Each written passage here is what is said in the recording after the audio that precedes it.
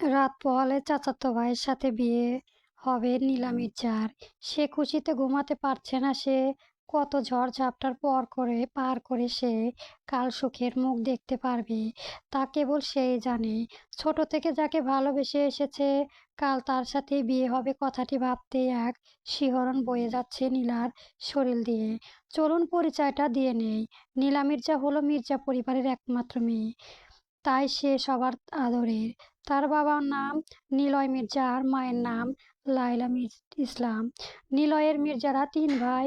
নিলয় মির্জা হলো মেজো, আর ওনারা বড় ভাইয়ের নাম ইমরান মির্জা এবং তার স্ত্রীর নাম ইরনি ইরমা মির্জা। ২ ছেলে, একজনের নাম ইরফান মির্জা আর একজনের নাম ইবাত মির্জা।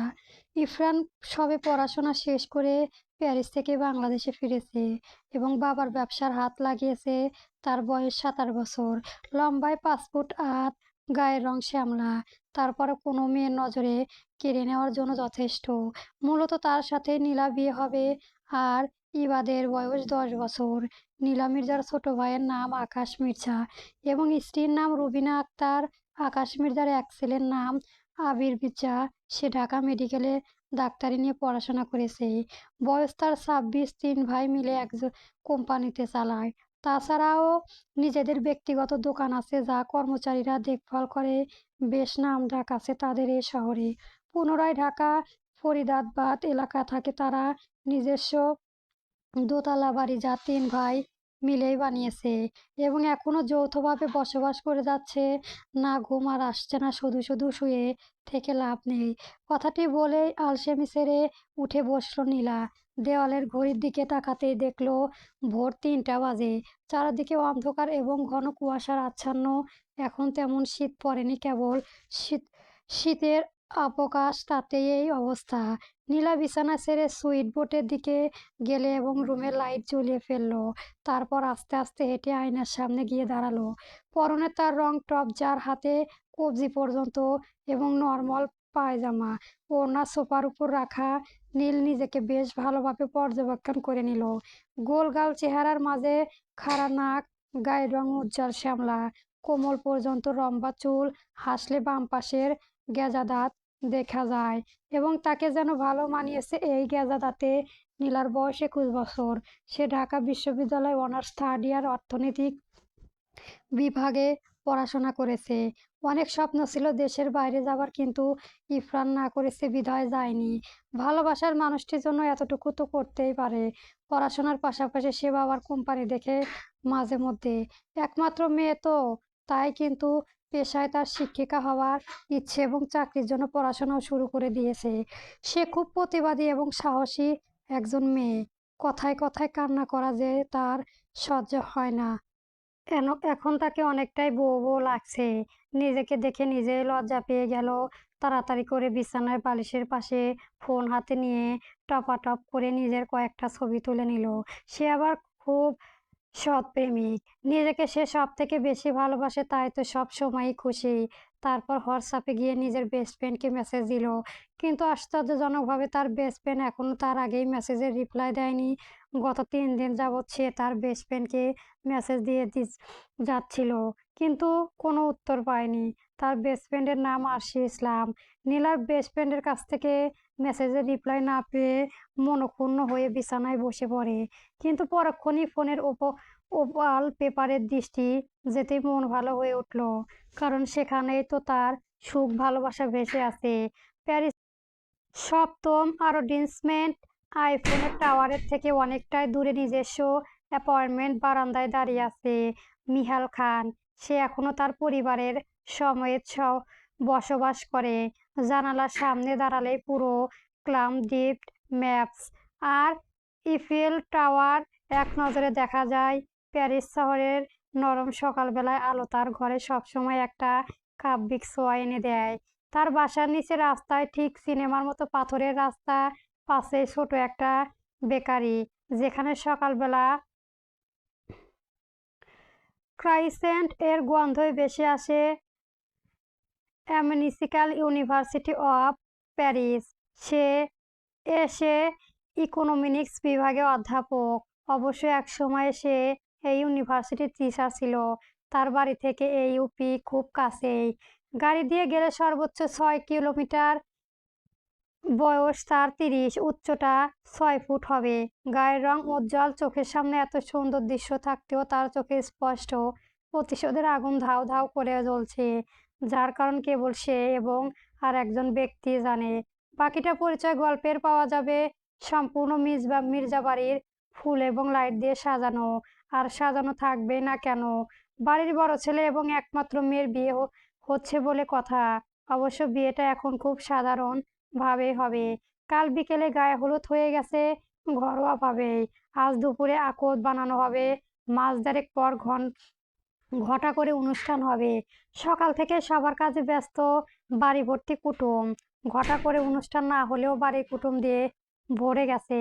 আত্মীয় স্বজন, বন্ধু বান্ধব, পাড়ার প্রতিবেশী, যাদের না বলে নয় সবাই উপস্থিত আছে। বাবুর্চিরা বাগান ঘরে রান্না করছে। মানুষদেরকে বাগানে এবং ছাদে খাওয়ানোর ব্যবস্থা করা হয়েছে। নীলা নিজ ঘরে বসে আছে এবং তার ঘরে তার সকল বান্ধবী কাজিনরা মিলে আড্ডা দিচ্ছে। পার্লারের মহিলা তাকে সাজিয়ে দিচ্ছে। ইরফান বেশি সাজ পছন্দ করেন না বলে নীলা তেমন সাজলো না। তার আবার সাজাগোজা খুব পছন্দ, কিন্তু নিজের পছন্দের মানুষের জন্য নিজের পছন্দকে প্রায়শই নিজের বিসর্জন দিতে দ্বিধাবোধ করে না। তার নামে যেমন নীল আছে তেমনই তার মনেও আছে। অর্থাৎ তার নীল রং ভীষণ প্রিয়। ছেলেবেলা থেকে শখ ছিল নিজের বিয়েতে সে নীল রঙের শাড়ি পরবে। অন্য মেয়েদের ছেলেবেলার স্বপ্ন থাকে বিয়ের সময় লাল টুকটুকে শাড়ি পরবে, কিন্তু সে আবার একটু ভিন্ন ছিল। কিন্তু ইরফানের নীল রং একদম পছন্দ না, তাই ইরফানের জন্য আসে খয়েরি রঙের শাড়ি পরলো। নিজের পছন্দের মানুষের সাথে বিয়ে হচ্ছে এবং এর থেকে বেশি আর কি লাগে। টুকটাক করে মেসেজের নোটিফিকেশন নীলার ফোনে। তার ফোনের ড্রেসিং টেবিলের উপর রাখাই ছিল। নীলা যেই না নিজের ফোন নেওয়ার হাত বাড়ায়, অমনি তার খালাতো বোন রুনি তার ফোন নিয়ে নেয় এবং মজার ছলে বলে, না না নীলু, আজ আর তোকে ফোন দিচ্ছি না। বিয়ের পর নিজের প্রাণপ্রিয় বরের সাথে অনেক কথা বলতে পারবি। এখন শুধু অপেক্ষা কর। এত উতলা হলে চলবে। তারা দুজনেই সমবয়সী। রুমির কথায় প্রেক্ষিতে নীলা কিছু বলল না, কেবল লাজুক হাসলো। কিন্তু মনটা আনচান করছে। কাল রাত থেকে আর তার ইরফানের সাথে কথা বলা হয়নি। কিন্তু কিছুক্ষণ পর যেই মানুষটি সম্পূর্ণরূপ তা হয়ে যাবে, সেই মানুষটির সাথে কথা বলার জন্য না হয় আরো কিছুক্ষণ অপেক্ষা করলো সে। তার সাজ সম্পূর্ণ করে পার্লারের মহিলারা যেতে না যেতেই নীলা নিজের কাস্টমেট ইকরাকে বলল, আরশি, খবর জানিস? গত 3 দিন যাবৎ আমাদের কোনো যোগাযোগ নেই। হঠাৎ কি হলো তার? আমার বিয়ে অথচ আমার বেস্ট ফ্রেন্ড অনুপস্থিত। ভালো লাগে না। নীলার কথা শুনে ইকরা আমতা আমতা করে করতে লাগলো। ইকরাকে আমতা আমতা করতে দেখে নীলা বুঝে গেছে ইকরা কি বলতে চায়। সে ইকরাকে কিছু বলার সুযোগ না দিয়েই নিজে বলে ওঠে, দেখ ইকরা, তুই আমার ফ্রেন্ড, আমি তোকে বিশ্বাস করি, কিন্তু তার থেকেও বেশি বিশ্বাস আমার বেস্ট ফ্রেন্ডে করি। তাই তার সম্পর্কে কোনো গুজব আমি কানে তুলবো না। হয়তো সে কোনো সমস্যায় আছে। আমি পরে এই বিষয়ে খোঁজ নিচ্ছি। বিয়ে খেতে এসেছি, চুপ করে খাওয়া দাওয়া কর আর আনন্দ কর। দয়া করে আনন্দ মাটি করার চেষ্টা করবি না। নীলা রূপ কথা শুনে ইকরার মুখ চুপসে যায়। কিন্তু সে তো নীলার ভয়ে ভালো চাই বলে নীলাকে বারবার একটি বিষয় সম্পর্ক অবগত করে আসছে।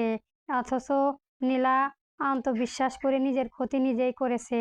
ইকরা দীর্ঘশ্বাস ফেলে রুম ত্যাগ করলো। হুড়মুড় করে নীলার রুমে তার মা এবং বাবা প্রবেশ করলো।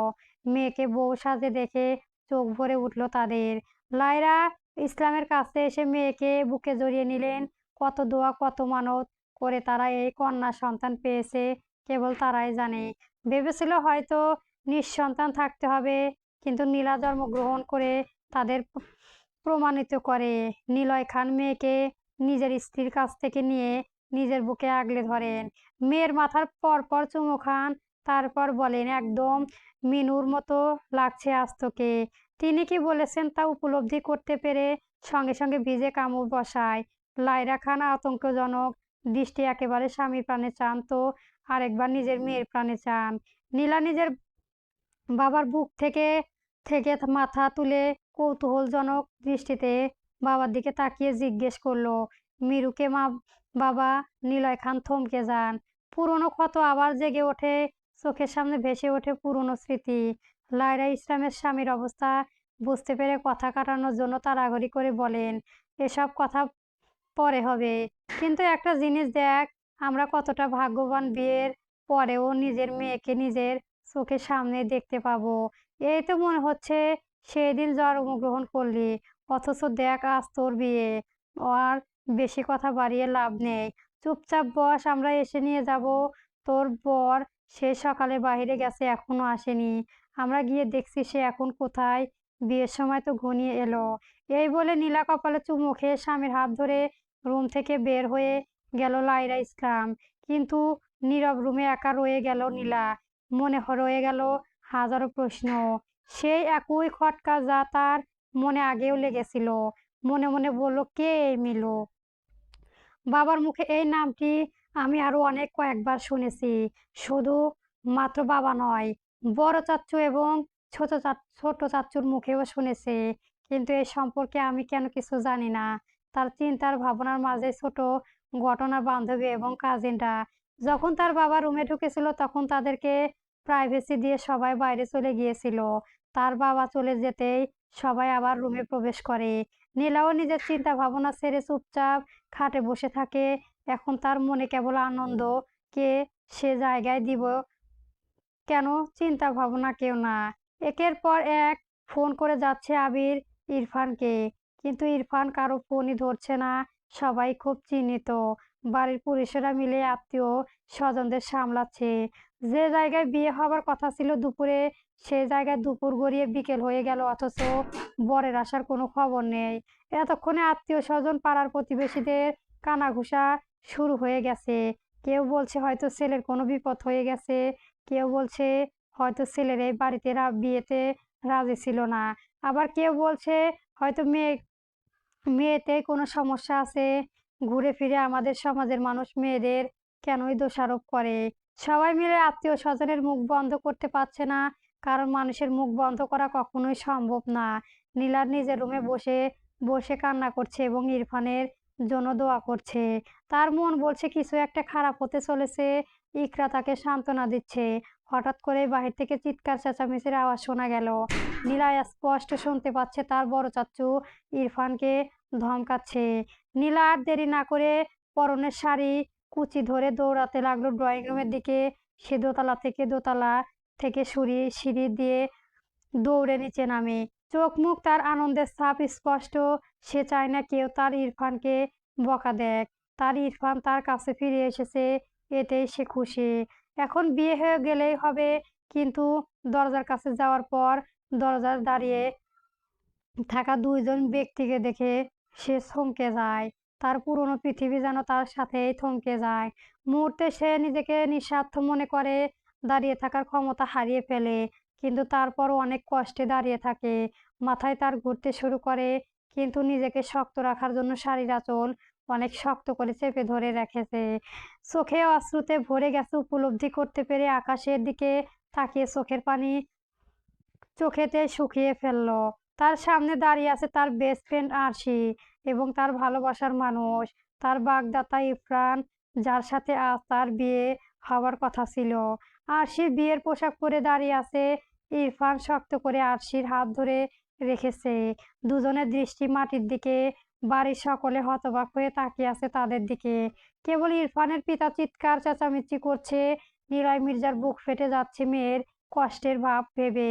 কিন্তু সবাইকে অবাক করে দিয়ে নীলা বলল, বাড়ির ছেলে আবার ছেলের বউকে বরণ করে তোমরা ঘরে তোলো। আর কতক্ষণ এভাবে বাহিরে দাঁড় করিয়ে রাখবে? নীলার কথা শুনে সবাই অবাক হয়ে গেল। থেকে বেশি অবাক হয়েছে আরশি এবং ইরফান। তা তো ভেবেছিল নীলা কান্নাকাটি করবে, চিৎকার চেঁচামেচি করবে, অথচ নীলা এমন ঠান্ডা ব্যবহার দেখে সবাই অবাক। নীলা কিছু না বলে খাবার টেবিলে চলে গেল। তারপর জোরে চিৎকার দিয়ে বলল, উফ মা, সেই সকাল থেকে না খেয়ে বসে আছি, আমাকে তাড়াতাড়ি খাবার দাও। লায়লা বেগম শাড়ির আঁচল মুখে চেপে কেঁদে উঠলেন। মেয়ে তার উপরি যতই শক্ত থাকুক, নাটক করুক না কেন, কিন্তু মনে মনে যে একেবারে ভেঙে পড়েছে তা তিনি স্পষ্ট বুঝতে পারছেন। নীলা যখন দেখলো তার মা তাকে খাবার নিয়ে দিয়ে কান্নাকাটি করছে। তখন সে নিজেই উঠে পড়লো এবং প্লেট হাতে নিয়ে সব জায়গা থেকে একটু একটু করে খাবার তুলে নিয়ে এবং সুন্দর করে খেতে লাগলো। খাবার খাওয়ার সময় কি প্রশ্নটাই না করলো সে। দরজার সামনে দাঁড়িয়ে থাকা দুই প্রতারক অবাক দৃষ্টিতে কেবল চেয়ে রইল তার দিকে। লজ্জা করে না নিজের বিয়ের দিন অন্য এক মেয়ের বিয়ে করে আনতে? হুঙ্কার দিয়ে কথাটি বলল ইমরান মির্জার নিজের ছেলেকে। ইরফান এখনো চুপ আছে। ইমরান মির্জার স্ত্রী ইরনি একবার নীলার দিকে দৃষ্টিপাত করলো। দেখলো নীলা তৃপ্তি সহকারে খাচ্ছে। প্রত্যেক দিন যেমন ভাতের খাবার খায় তার থেকে আরামদায়ক ভাবেই বসে খাচ্ছে। নীলার ধৈর্য সহকারে আত্মমর্যাদা বোধ দেখে যেমন খুশি হলেন তিনি, ঠিক তেমনই মন ক্ষুণ্ণ হলেন নিজের ছেলের কাজ করে। নীলাকে উনার ভীষণ পছন্দ হয়েছিল। মেয়ে হিসেবে নীলা যেমন ভালো বউ হিসেবেও হতো, কিন্তু উনার কপালে এমন লক্ষ্মী বউ জুটল না। রাগে দুঃখে দাঁতে দাঁত চেপে নিজের ছেলেকে বললেন, দাঁত থাকতে দাঁতের মর্যাদা দিতে হয়। বানরের গলায় মুক্তোর মালা মানায় না রে। তাই তো নীলাকে ছেড়ে এই সাদা চামড়া কাছে গেলি। না আছে চেহারা, না আছে গুণ, খালি করে পেউ পেউ করতে। তুই যেমন তার পছন্দও তেমন। কি আছে এই মেয়ের মাঝে? শুধু সাদা চামড়া, তাই তো। আরে তোকে যে নীলা বিয়ে করতে রাজি হয়েছিল, এটাই তো তোর 14 গোষ্ঠীর ভাগ্য। নিজের মায়ের কাছ থেকে এমন অপমান আশা করেনি ইরফান। লজ্জায় সে মুখ তুলে তাকাতেই পারছে না। বেশি কিছু বললে দেখা যাবে বাবা তাকে ত্যায্য পুত্র করে দেবে। সকালে আত্মীয় স্বজন, বন্ধু বান্ধব, পাড়ার প্রতিবেশী সবাই মিটমিট করে হাসছে ইরফান আর তার স্ত্রীর উপর। নীলা মুখে থাকা খাবার খেয়ে পানি গিলে তারপর বাম হাতের দিকে টেবিলে সাহায্য তালি দিতে দিতে বলল, ও বড় আম্মু জিও, তুমি তুসি গ্রেট হো। নীল তার বাবার বড় ভাই এবং তার স্ত্রীকে বড় আম্মু ও ছোট আম্মু বলেই ডাকে, এবং ছোট ভাই এবং তার স্ত্রীকে ছোট আম্মু এবং ছোট আব্বুই বলে ডাকে। নীলার কথা শুনে ইরফান রাগী দৃষ্টি নীলার দিকে তাকালো। সেটা ইমরান মির্জা লক্ষ্য করতে ইরফানকে ধমক দিয়ে বলল, লজ্জা করছে না নীলার দিকে এভাবে তাকাতে? তোকে তো আমার নিজের ছেলে বলতেই লজ্জা লাগছে। নীলা এইসব দেখে মিটিমিটি হাসছে আর খাবার খাচ্ছে। মেয়ের এমন সাহসিকতা দেখে নিলয় মির্জা নিজের ছেলের ভাইকে বললেন, আকাশের আমার মেয়েটা একদম মিলুর মতো হয়েছিল। মিলু আমাদের মাঝে না থাকলেও তার এক ফিমেল ভার্সন রেখে গেছে। আমার মেয়েটিকে যখন মিলু হসপিটালে কোলে নিয়েছিল তখন হয়তো নিজের গুণ মেয়েটির মাঝে রেখে চলে গিয়েছিল। কথাগুলো বলতেই দুই ভাইয়ার চোখ ভরে উঠল। আবির আর ইবাদ হেঁটে হেঁটে নীলার কাছে গেল। আবির আর বোনের মাথায় হাত দিয়ে নরম সুরে জিজ্ঞাসা করলো, বনু ঠিক আছিস তুই? আবির নীলাকে একদম নিজের বোনের মতোই দেখে। নীলা খাবার খেতে খেতে বলল, আমার একটা কাজ করে দিলে হয়তো ঠিক থাকবো। আবির কি কাজ করতে হবে তা জিজ্ঞেস না করে রাজি হয়ে গেল। তৎক্ষণাৎ বলে উঠল, আমি আমার বোনের জন্য সবকিছুই করতে পারি। নীলা আবিরের কথা শুনে দাঁত বের করে হাসি দিল। তারপর আবিরকে কোনো কানাকানি কিছু একটা বলল। আবিরের চক্ষু চড়গাছা। নীলার কথা শুনে এমন পরিস্থিতিতেও এই মেয়ের মাথায় এমন বুদ্ধি আসতে পারে তা কারো কল্পনার বাইরে। ইবাত নীলার কথা শুনে মিটিমিটি হাসছে। সে নীলাকে খুব পছন্দ করে। বাড়ির কারো কথা না শুনলেও নীলার কথা শুনে কেবল। আর আরশি অনেকবারই এই বাড়িতে এসেছিল। ইরাত আরশিকে সে প্রথম থেকেই অপছন্দ করে এসেছে। আবির আর ইবাত বাড়ির পেছনে দরজা দিয়ে বের হয়ে গেল নীলা বলার মতো কাজ করতে। নীলা খাওয়া শেষ হতে গলা ফাটিয়ে চিৎকার করে বলল, ছোট আম্মু চা দাও তো। রুবিনা আক্তার দেরি না করে চলে গেলেন রান্নাঘরে। বাড়ির সকল আত্মীয় স্বজনরা এখন ইরফান আর আরশিকে ছি ছি করছে। লায়রা ইসলাম স্বামীর কাছে গিয়ে ফিস করে বললেন, এখন যদি তোমাদের মেয়ে কান্নাকাটি করতো, ভেঙে পড়তো, তাহলে সবাই তাকে দোষারোপ করতো। অথচ দেখো, মেয়ে এমন কঠিন রূপ দেখে কেউই মেয়েকে দোষারোপ করার সাহস করছে না। মেয়েকে সমাজে টিকাতে হলে শক্ত থাকতে হবে। ভেঙে পড়লে সবাই তাকে মাটির সাথে পিষে ফেলবে। নিলয় মির্জার কথা সায় দিলেন। মেয়ের দিকে একবার দৃষ্টিপাত করে গর্জবোধ করলেন এখন আর কোনো অপেক্ষা নেই তার। তার মায়ের যে জায়গা ঠিক আছে সেই জায়গায় সে ভেঙে পড়া মানে মেয়েকে ছোট করা। তাই নিলয় মির্জা নিজেকে স্বাভাবিক করে স্ত্রীকে বললেন শক্ত থাকতে। মম, খাবার দাও তো। শার্টের হাতা ফ্লোর করতে করতে সিঁড়ি দিয়ে নামতে নামতে মাকে বলল মিহাল। বাবা মায়ের একমাত্র সন্তান সে। মিহালের মা ছেলের আওয়াজ শুনে রান্নাঘর থেকে খাবারের ট্রে ড্রয়িং রুমে আনতে আনতে রাগান্বিত কণ্ঠে ছেলেকে বললেন, বেশি ইংরেজি ছাড়বি না আমার সামনে। মম টম না বলে মা বলে রয়বি, নয়তো ডাকার প্রয়োজন নেই। মিহাল মায়ের কাছে এসে মাকে জড়িয়ে ধরে বলল, সব এক এরকমই মম। ইসরাতুলের ছেলের মাথায় হাত বুলিয়ে দিয়ে বললেন, হয়েছে, তোর তেল মালিশ করতে হবে না বাবু, খেতে বস। মিহাল ভদ্র ছেলের মতো খেতে বসে পড়ল। সেখানে আগে থেকে উপস্থিত ছিল মিহালের বাবা মুনিব খান। তিনি খবরের কাগজের মুখ গুজেছিলেন, কিন্তু ছেলের বইয়ের কথাবার্তা ঠিক তার কানে পৌঁছেছে। এটা অবশ্য নিত্যদিনেরই ঘটনা, তাই তিনি বেশি পাত্তা দিলেন না। খবরের কাগজ থেকে মুখ বের করে খাওয়ার দিকে মনোযোগ দিলেন। তিনজন চুপচাপ বসে খাবার খাচ্ছে, কেবল প্লেটে চামিচের শব্দ। মিহাল পানি খাচ্ছে। মুনিব খান গলায় খেকারি দিয়ে মিহালের উদ্দেশ্যে বললেন, তোমার সেই বেস্ট ফ্রেন্ড। ওনার কথা সম্পূর্ণ হওয়ার আগে মিতাল হাত থেকে কাচের গ্লাসটা ফ্লোরে ছুঁড়ে ফেললো। সঙ্গে সঙ্গে কাচের গ্লাস বিকট শব্দে ভেঙে গুঁড়ো গুঁড়ো হয়ে গেল। ইসরাতুল ভয়ে কেঁপে উঠল।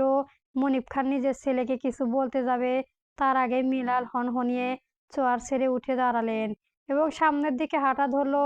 দরজার কাছে গিয়ে দাঁড়ালো এবং পিছনে না ফিরেই শান্ত কণ্ঠে বলল, I am sorry for my for behaviour. সে যতই রুট হোক না কেন, বাবা মাকে ভীষণ ভালোবাসে এবং শ্রদ্ধা করে। কথাটি বলেই অ্যাপার্টমেন্ট থেকে বের হয়ে গেল মিহাল। পেছনে রেখে গেল একজোড়া চিহ্নিত মুখ। যদি সে ফিরে তাকাতো তাহলে তার মা বাবা তার রক্তিম চোখে দেখে হয়তো ভয় পেয়ে যেত। সে অ্যাপার্টমেন্ট থেকে বেরিয়ে পড়ি দিল তার গন্তব্য।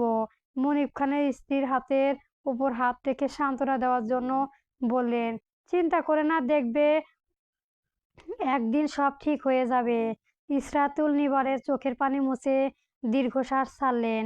হঠাৎ ফোন বেজে উঠল। মুনিব খান ফোন হাতে নিয়ে দেখলেন মা নামে সেভ করা। নিজের স্ত্রীর ফোন এগিয়ে দিয়ে বললেন, ওই নাও, মায়ের ফোন এসেছে।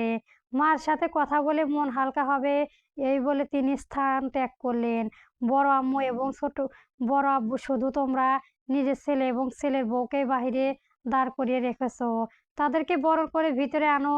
নীলার কথা অবাক হলেন ইমরান মির্জা, কিন্তু কিছু বললেন না।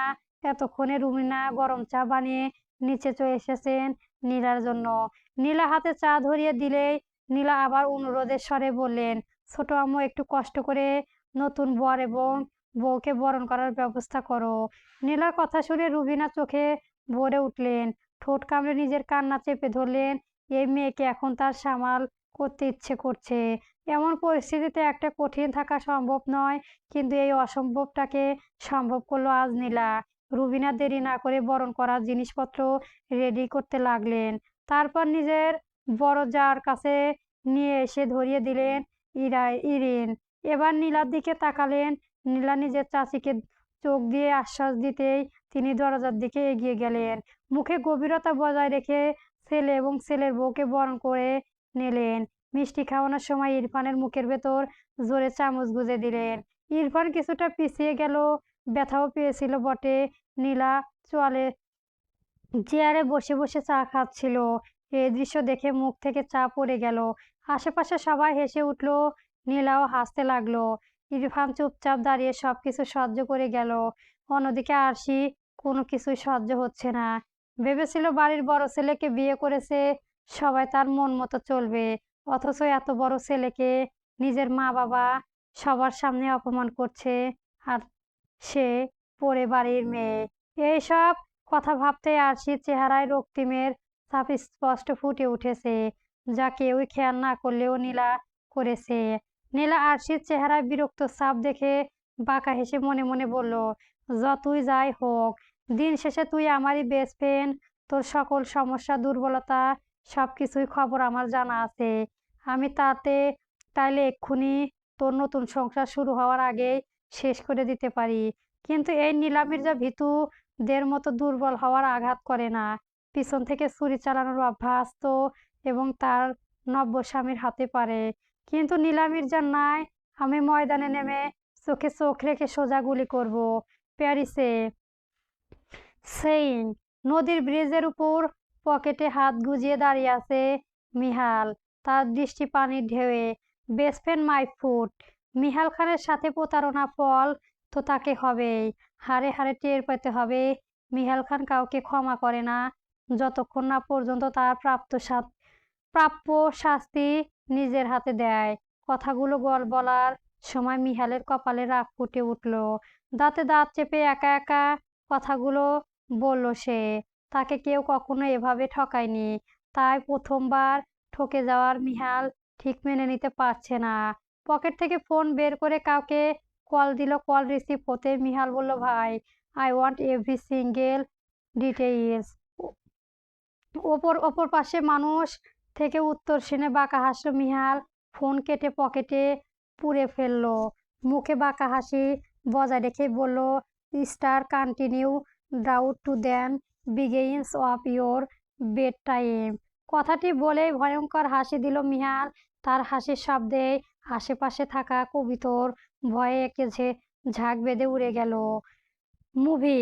পেছন থেকে এক পুরুষালী কণ্ঠে ভেসে এলো মুভির কানে। মনভীরের কণ্ঠটি চিনতে সমস্যা হয় নাই। এ যে তার প্রতি প্রাণপ্রিয় বন্ধুর কণ্ঠ। মনভীর চেয়ার সামলে পেছনে ফিরল। তাকে ডেস্কের সামনে দাঁড়িয়ে থাকা মানুষটি দেখে বাঁকা হাসলো। পরনে সাদা অ্যাপ্রেন খুঁজে চেয়ারের উপর রাখলেন। চেয়ার ছেড়ে সামনে দাঁড়িয়ে থাকা ব্যক্তিটির দিকে এগিয়ে যেতে লাগলো। তার পুরো নাম শাহরিয়ার মনভীর। পেশায় সে একজন ডাক্তার। হসপিটাল ইপরেসের গ্রুপসে ইউরোপী হাসপাতাল জর্জেট প্যাম্পিডোর। সে একজন হৃদরোগের বিশেষজ্ঞ। ব্যক্তিগত একদম মুখোমুখি দাঁড়িয়ে শান্ত বলল, Mihal Khan, my dear best friend. I mean ex best friend. You mean offer or long time. তো এখানে কি করে আসা? মনভীর বলা কথাগুলো শুনে মিহালের ঠোঁটের স্তীন হাসি ফুটে উঠল। এক জীবনে দুজনের জন্য জান দিয়ে দিতে প্রস্তুত ছিল, আর এখন দুজন দুজনের নিয়ে জান নিয়ে প্রস্তুত। কি অদ্ভুত এক বন্ধুত্ব। মিহাল নিজের মস্তিষ্ক অন্য হাতে চিন্তার ভাবনা দূরে করে বলে, এখান দিয়ে যাচ্ছিলাম, ভাবলাম নিজের শত্রুর খোঁজ খবর নিয়ে যায়। যত যাই হোক, এক জীবনে তো বেস্ট ফ্রেন্ড ছিলাম। মিহালের কথা শুনে মনভীর ঠোঁট তাচ্ছিল্যের হাসি ফুটে উঠল। সে বিদ্রূপ করে বলল, ছিলাম তো বেস্ট ফ্রেন্ড। বেস্ট ফ্রেন্ড কথাটি সে জোর লাগিয়ে বলল, একসময় অনেক ভালো বন্ধু ছিলাম। সেই বন্ধুত্বর হাত নিজের হাতে করেছিস তুই মিহাল। তাই এখন আমার তোকে মারতেও হাত কাঁপবে না। ঠিক যেমন তোর আমাদের বন্ধুত্বের হত্যা করতে হাত কাঁপেনি। মনভীর কথা শুনে মিহালের ভেতরে ভেতরে ক্ষতবিক্ষত হলেও তার প্রকাশ করলো না, বরং শব্দ করে হেসে উঠল। তার এহেন কাণ্ড অবশ্য মনভীর অবাক হলেন না। ছোটবেলা থেকে তাদের বন্ধুত্ব ছিল তার। তো সে মিহালকে যতটা চেনে, মিহাল নিজেও নিজেকে ততটা চেনে না। মিহাল নিজের হাসির আয়ত্ত এনে বলল, যখন বন্ধুত্ব ছিল তখন সে বন্ধুত্বর জন্য মরতে পারি, তাহলে এখন না বন্ধুত্ব শেষ হয়ে জন্মের উঠার শত্রু হওয়ার মানব? তারপর নেই তোর কোনো? মিহালের কথা মানক্ষুণ্ণ হলো মহিন। এ সহজে কি বন্ধুত্ব শেষ করা যায়? যত সহজে মিহাল কথাটি বলল, কিন্তু সে মুখ ফুটে কিছু বলল না। মনভীর চুপ করে থাকতে দেখে সায়ানা শান্ত কণ্ঠে জিজ্ঞেস করে, মিলু আন্টি কেমন আছেন? মিহালের কথা শুনে মনভীর কিছুটা স্বাভাবিক হলো। তারপর সেও শান্ত কণ্ঠে জিজ্ঞেস দিল, আলহামদুলিল্লাহ ভালো। আমার সাথে যাই হোক না কেন, মা তোকে খুব ভালোবাসে। সময় করে বাড়ি আসিস। মিহাল যেন এই কথাটি শোনার অপেক্ষায় ছিল। কেবল মাথা নাড়িয়ে মনভীর কেবিন থেকে বের হয়ে বাইরে থেকে দরজা মিশিয়ে দিল এবং নিজের দরজার সাথে পিঠে ঠেলিয়ে দাঁড়িয়ে রইল। চোখ বন্ধ করে ঘন ঘন নিঃশ্বাস নিতে লাগলো এবং যথাসম্ভব নিজের আবেগকে নিজের আয়ত্তে আনার চেষ্টা করলো। যখন বুঝতে পারলো সে স্বাভাবিক হয়ে গেছে, তখন স্বস্তির নিঃশ্বাস ছেড়ে বলতে লাগলো, মিহাল খান নিজের আয়ত্তে সবকিছু রাখতে পারে, এমনকি নিজের আবেগেও। কিন্তু পরক্ষণে আহত কণ্ঠে বলল, আমি না হয় সত্য জানি না, আমি সব কিছু করে শেষ করেছি, কিন্তু চাইলে তো একবার আমাকে জড়িয়ে ধরতে পারতিস। মিহাল, আমি কিছুই করিনি। তুই যা বলেছিস সব মিথ্যে। ট্রাস্ট মি, মুনভির সকল প্রাণ কে উৎখান করে ফেললো কেবল তার কথার বিশ্বাস করতাম। কিন্তু তুই কি করলি? আমাদের বন্ধুত্বের ওপর নিজের ইগোকে বেছে নিলি, এক্সপেরিমেন্ট পর্যন্ত করলি না। কথাগুলো বলেই মিহাল দীর্ঘ নিঃশ্বাস ছাড়লো, তারপর গলার ট্রাই ঢিলে করতে করতে বলল, সত্যি কখনো লুকিয়ে যায় না। খুব শীঘ্রই আমি সত্য জেনে ছাড়বো, কিন্তু এই সাবের মাঝে তো আমাদের বন্ধুত্ব নষ্ট হয়েছে, তা কখনোই ঠিক হবে না। কথাগুলো বলেই মিহাল হসপিটাল থেকে হনহনিয়ে বের হয়ে গেল। অন্যদিকে কেভিনে ভেতর থেকে বসে থাকা মুনভির আহত দৃষ্টি তাকিয়ে আছে দরজার দিকে। তারপর তাচ্ছিল্য স্বরে বলল, ঠিকই তো, আগের মতোই অধিকার দেখিয়ে পারমিশন না নিয়েই আমার কেবিনে ঢুকে পড়লি, অথচ যাওয়ার আগে একবারও পিছনে ফেরার প্রয়োজন বোধ করলি না। এই ছিল তোর বন্ধুত্ব। সত্য একদিন ঠিকই প্রকাশ পাবে, কিন্তু তখন অনেক দেরি হয়ে যাবে মিহাল। নীলা, আবির এবং ইবাত মিলে ইরফান আর আরশির বাসর ঘর সাজাচ্ছে। বাড়ির সবাই অবাক। 7 বছরের নীলা নিজের বড় চাচার কাছে এসে উনার ছেলের নামে বিচার দিল। নীলার কথা শুনে উপস্থিত সকলে নীলার দিকে দৃষ্টিপাত করলো। সেখানে নিলয় মির্জা, ইমরান মির্জা, আকাশ মির্জা সকলে উপস্থিত ছিলেন। ইমরান মির্জা নিজের ভাইদের কাছে টেনে নিজের পাশে বসিয়ে আদুরে কণ্ঠস্বরে বললেন, কেমন আমার নীলা মা, বুঝি কষ্ট হচ্ছে না? নীলা মাথা নেড়ে বলল, তুমিই তো বলেছিলে ইরফান ভাইয়ের সাথে আমার বিয়ে দেবে, তাই যাতে বড় হয়ে কখনো অন্য কোনো ছেলের সাথে কথা না বলি। তাহলে ইরফান ভাইয়া কেন অন্য মেয়ের সাথে কথা বলেছে? কই, আমি তো কোনো ছেলের সাথে কথা বলি নাই। আমি আমার জিনিস অন্য কারোর সাথে ভাগ করতে পারবো না। আমার মনে সেটাই সম্পূর্ণ হলো আমার। নীলা এমন অধিকার কথা শুনে সবাই অবাক হয়ে গিয়েছিল। পুরনো কথা মনে পড়তেই নিলয় মির্জার চোখ দিয়ে পানি গড়িয়ে পড়ল। 7 বছরের নীলা তার ইরফান ভাইয়ের সাথে অন্য কোনো মেয়ের দেখতে পারতো না, অথচ আজ 21 বছরের নীলা অনেকে বছর নিয়ে কনফিডেন্স, কারণ আমি একবার চেঞ্জ করে 23-এ দিয়েছিলাম। কিন্তু ঠিক আছে, নিজের হাত থেকে ইরফান ভাইয়ের বাসর ঘর সাজাচ্ছে ব্যস্ত। এই দৃশ্য নীলা মির্জা আর বেশিক্ষণ রাখতে পারল না। তার মেয়ে যতই শক্তই দেখুক না কেন, নিজেকে কিন্তু ভেতরে ভেতরে যে শেষ হয়ে গেছে তিনি বাবা হয়ে বেশ ভালোই বুঝতে পারছে। চোখের পানি মুছে নিজের ঘরের দিকে পা বাড়ালেন।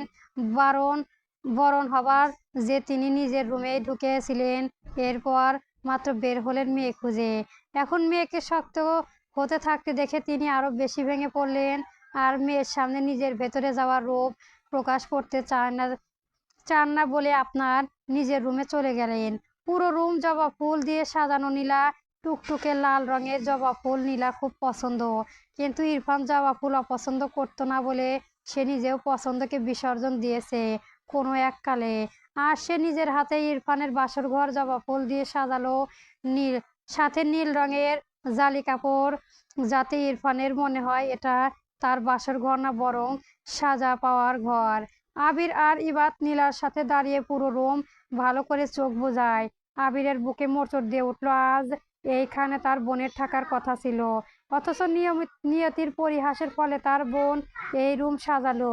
মুখ দিয়ে এক দীর্ঘ নিঃশ্বাস ছেড়ে তারপর নীলের উদ্দেশ্যে বলল, সাব্বাস নীলু, সাব্বাস, এই না হলো আমার বোন। ইবাত বলে উঠলো, আয়নায় ঘরের দিন শেষ, বাসর ঘরকে সাজানো ঘরের পরিণত করে হলো বাংলাদেশ। আবির শব্দ করে হেসে উঠলো ইবাদের কথা শুনে। নীলা বাঁকা হাসলো, তারপর বলল, এখন সবাই যার যার রুমে গিয়ে তৈরি হয়ে আসো, বাসর ঘরে ঢুকে দেওয়ার আগে বরের কাছ থেকে টাকা নিতে হবে তো। আবির আরেক দফা অবাক হলো। নীলার কথাগুলো শুনে আজ যেন অবাক দিবস। কিন্তু কিছু না বলে আবির আর ইবাত নিজেদের ঘরে চলে গেল। নীলাই একবার চোখ বুলিয়ে নিতে অঘটন চোখের কোণে তার জল জমেছে খানিকটা। নীলা রুমে থাকা ফুল গুলোতে আলতো করে হাত বুলিয়ে আহত কণ্ঠে বলল, আমার কোনো ধোকা দিলেন ইরফান ভাই? আমি কি দোষ করেছিলাম? আমার সত্যিকারের ভালোবাসায় এত বড় পুরস্কার না দিলেও পারতেন। কেন কুনজর নেই আমার নতুন সংসারের প্রতি, আর না আছে কোনো অভিশাপ। কিন্তু তোমার আমাকে এমনভাবে ভেঙে দিয়েছে যে এখন আমি নতুন নীলা হয়ে জন্মেছি।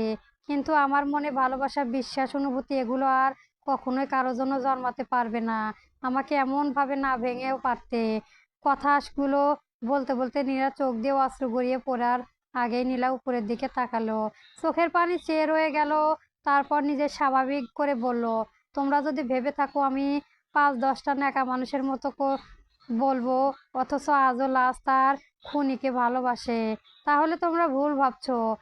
খুনের বদলে খুন করব না, বরং তোমাদের করা খুনের প্রতিশোধ নেব। কথাটি বলে বাঁকা হেসে রুম ত্যাগ করলো নীলা। পুরো মির্জা বাড়ির আজ থমথমে। ইরফান আর আরশি, ইমরান মির্জা রুম দাঁড়িয়ে আছে। ইরফানের মা তো ছেলের দিকে তাকিয়েও দেখছে না। ইমরান খান নিজের ছেলের উদ্দেশ্যই বাবা আবার বলে উঠলেন, লজ্জা করলো না এমন নিচু কাজ করতে?